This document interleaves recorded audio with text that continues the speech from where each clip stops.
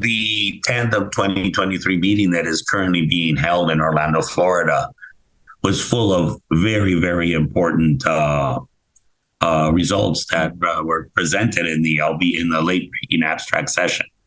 I had the honor of presenting on behalf of all the investigators the results of KarMMa-3, which was a randomized trial of a BCMA-directed CAR T therapy called ide-cel against standard conventional chemotherapy.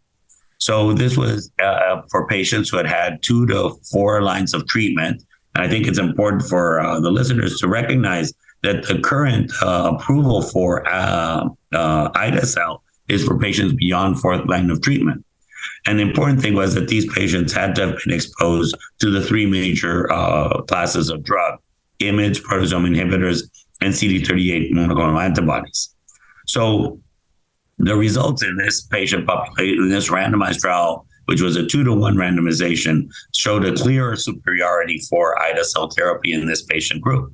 1, complete remission rates was 5 times higher. 2, progression-free survival was significantly better for the ide-cel group, and it was 13 months versus 4 months. The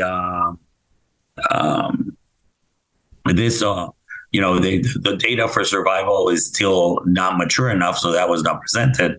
But the important thing was that the safety profile of ide-cel in this situation is similar to the safety profile of ide-cel in more patients with more advanced. What it tells us, and this is why is this important? Will your listeners or your readers ask?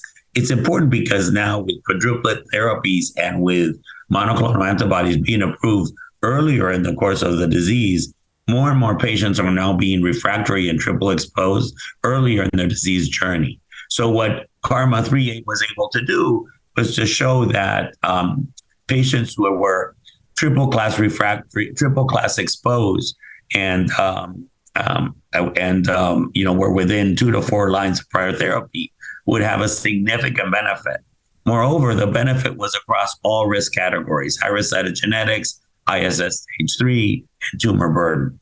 So we really think that this is a game changer. And because of that, it was recently published in the New England Journal of Medicine.